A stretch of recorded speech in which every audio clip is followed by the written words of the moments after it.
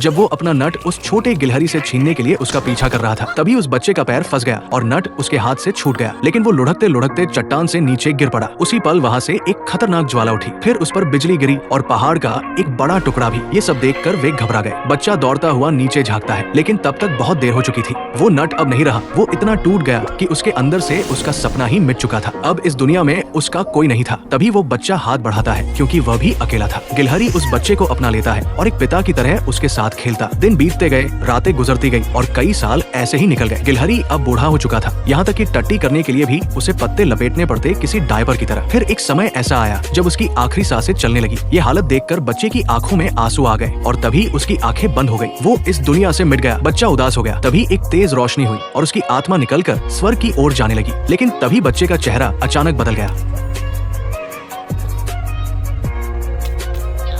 वो दौड़ता हुआ उसी चट्टान से छलांग लगा देता है। लेकिन तब उसकी आत्मा ने जो देखा उसके बारे में उसने कभी सोचा भी नहीं था। पता चला कि उसके साथ जो कुछ भी हुआ था वो सब उस कमीने गिलहरी की प्लानिंग थी, सिर्फ उस नट को हासिल करने के लिए। गिलहरी तुरंत अपनी लाश के पास भागता है और उसका मुंह फाड़कर उसे पहन लेता है। फिर दाढ़ी उखाड़कर एक जोरदार दहाड़ मारता है, किसी भूखे शेर की तरह।